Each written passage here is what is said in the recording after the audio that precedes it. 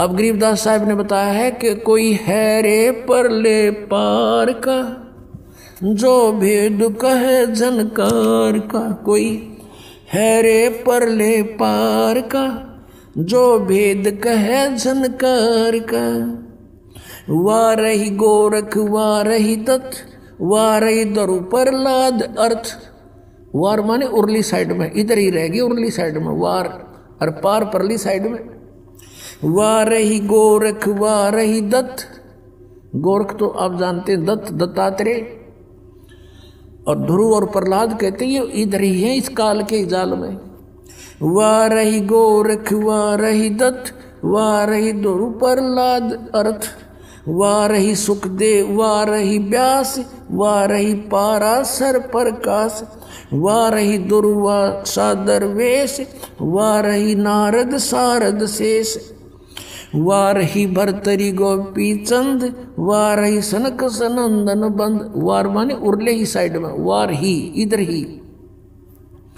वाह रही ब्रह्मा वाह रही इंद्र, वाह रही सेंस कला गोविंद। 1000 कला का भगवान यू काल भी इधर ही है। वाह रही शिव शंकर जो शंभ, वाह रही धर्मराय आरंभ।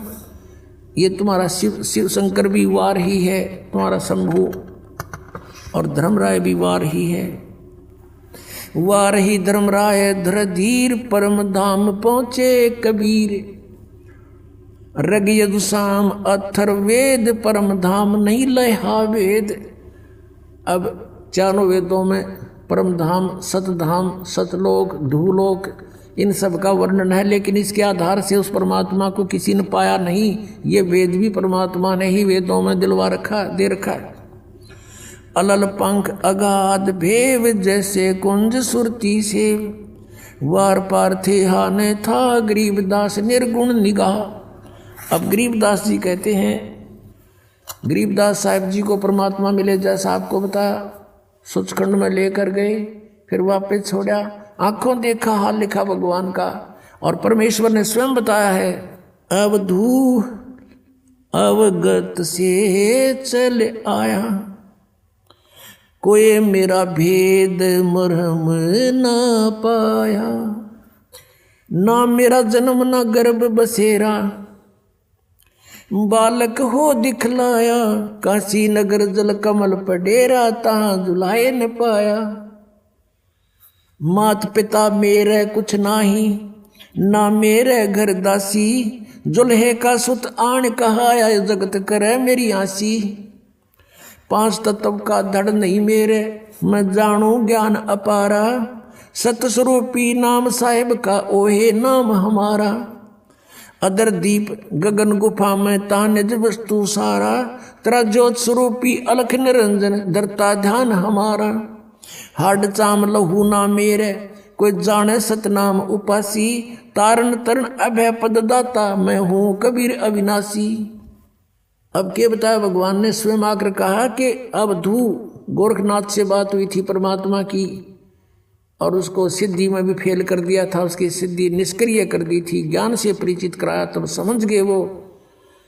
तब उन्होंने पूछा आप कौन हो, कहाँ से आए हो? तो स्वयं बताया कि अवधू अब अवगत से चल आए। अविगत जिस स्थान को कोई नहीं जानता परमात्मा कबीर जी के अतिरिक्त, उस सचखंड सतलोक से। और मेरा भेद मर्म नहीं पाया, ना मेरा जन्म ना गर्भ बसेरा। मैं बालक बने दिखलाया, बालक बनकर प्रकट हो गया। और काशी नगर जल कमल पर डेरा, तहाँ जुलाए न पाया। मात पिता मेरे कुछ नाही, ना मेरे घर दासी। मात पिता मेरे कुछ नहीं, मेरे माँ बाप नहीं है, मेरा जन्म नहीं हुआ, और ना मैंने कोई स्त्री ग्रहण करी, मेरे घर दासी यानी पत्नी नहीं है। जुल्हे का सुत आने कहाया, जगत करे मेरी हंसी। मजाक बना रहे मेरा दानक दानक कह के। कहते थी कोई पिछली इस पुण्यात्माओं के साथ मेरे कोई वचन हुए थे, जिस कारण से मैं इनके घर बालक रूप में आया हूं। 5 तत्व का धड़ नहीं मेरा।